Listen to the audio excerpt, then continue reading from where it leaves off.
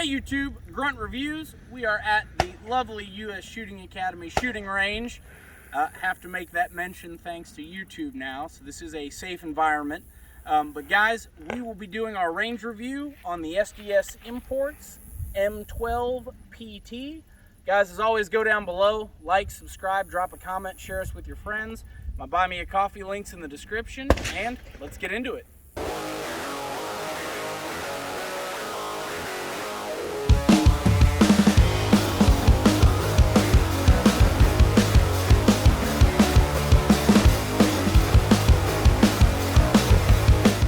Alright, so normal table we use for this, apparently somebody shot it up, so I have my lovely trash can table we borrowed. So as always, first thing we're going to do, I have 5 rounds of the Black Aces Tactical Buckshot in the mag that came with this bad boy. So we're going to load it up and see if it runs the first 5 rounds without issues. Bolt runs home, here we go.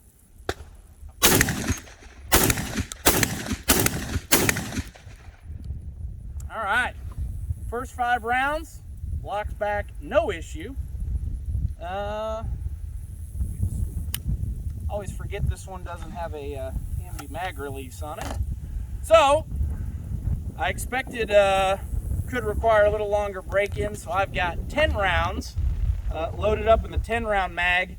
This mag, the tang did break off the back, so it will not function properly, or it will not lock back, I should say. It'll feed, but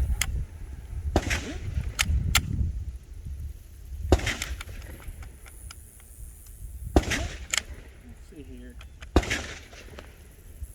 Interesting.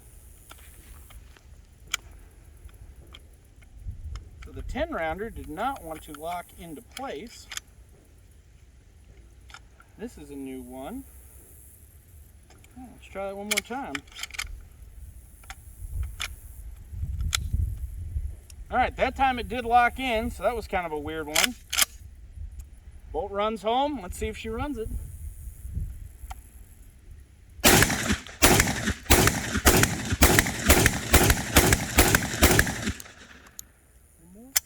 Nope. Alright, so does run. Obviously this mag won't lock back.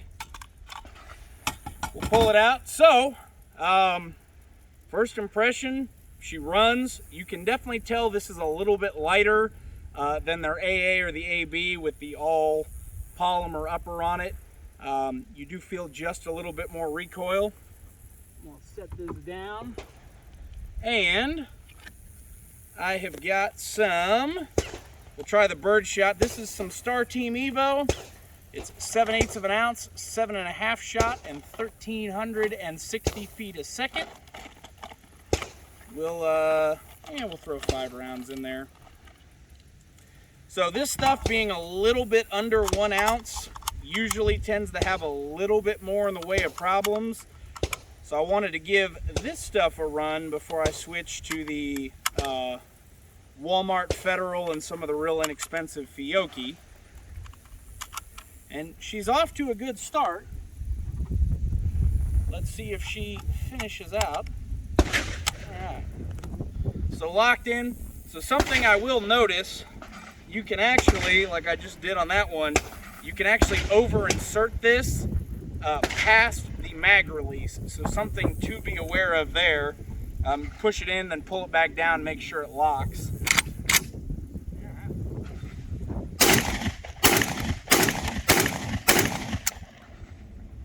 And no lock back with that mag.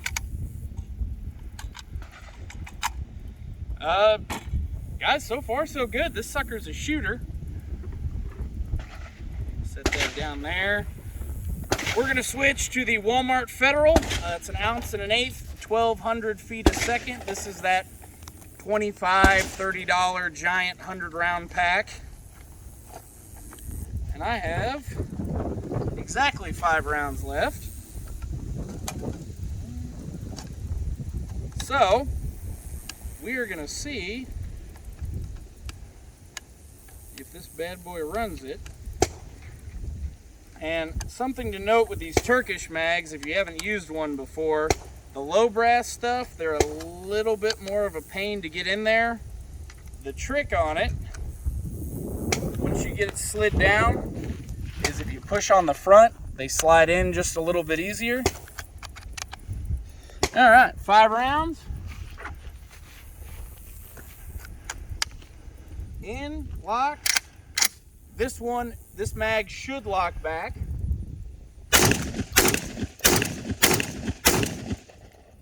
And perfect, lock back right there. So, just because I know somebody is going to ask,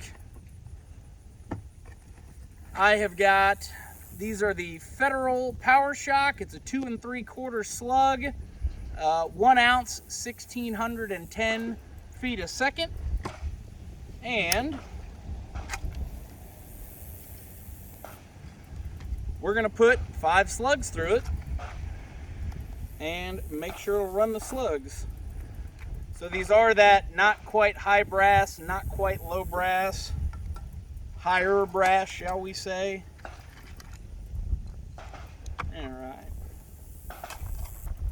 Now the only thing I don't have today that I will make mention of is I do not have any 3-inch in the box of tricks.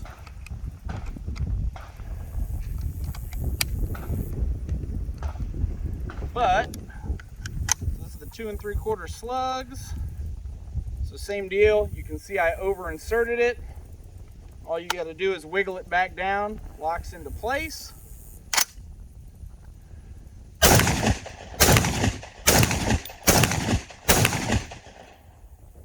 And it locks back. So last thing we're going to do, there we go. I've got everyone's favorite, the 19-round banana mag, and we are going to run the gauntlet on it. So I'm going to put some of that Star Team Evo stuff in here. We'll go 3 rounds. We're going to use some of the Fiocchi shooting dynamics. This is an 8-shot, 1 1/8, 1250 feet a second. And I'll throw 3 rounds of that bad boy in there. And if my math is off, I just suck at math, let's be honest. We will do some Federal Top Gun. It's a 1200 feet a second, 1 1/8, 7.5 shot. Throw a few of those bad boys in there.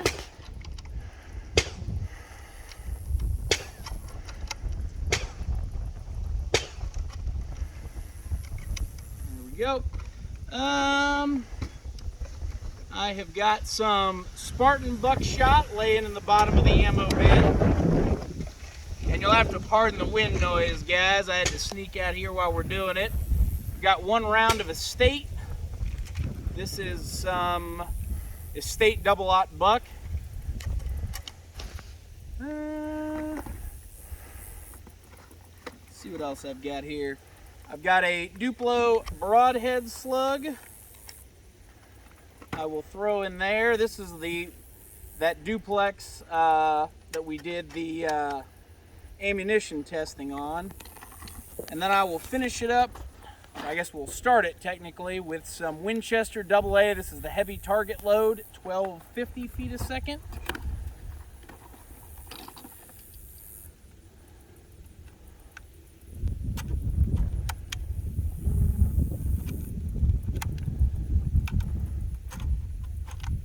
And the last one I will grab is a couple rounds. This is the Remington game load, 1290 velocity, 1 ounce shot, 7.5. And with this gauntlet test, if you haven't seen any of the other videos, is once we make sure that the shotgun runs properly, the last thing we want to do is make sure it will run a variety of ammunitions. So I've got my big old Chiquita banana loaded up. That one locks into place. Bolt goes home. Let's see if she runs.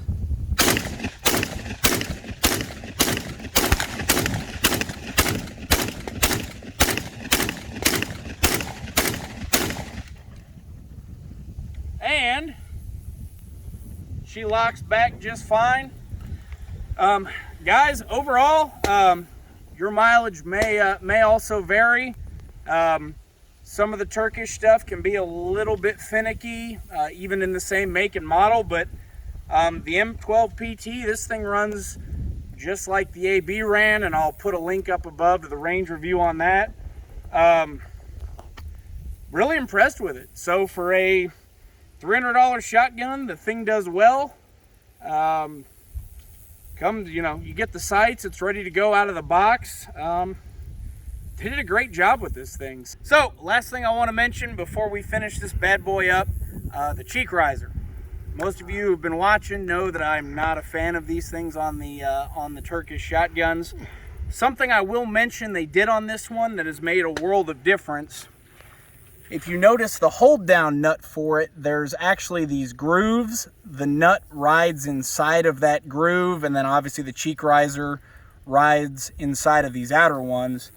This is the first one that I have held that you're getting a little bit of flex, but it doesn't actually wiggle once you tighten it down. So let me go all the way tight. You're gonna have a little bit of plastic flex, but you don't really get the wiggle you do with a lot of the other ones. Not a huge deal, but it's been an annoyance of mine, and I'm glad to see that somebody took some steps to fix it. Probably still would be nice if they just removed it all together and maybe put a plastic clip-on cover, but overall, not bad. Guys, I do appreciate your time watching this. As always, stay safe, train hard.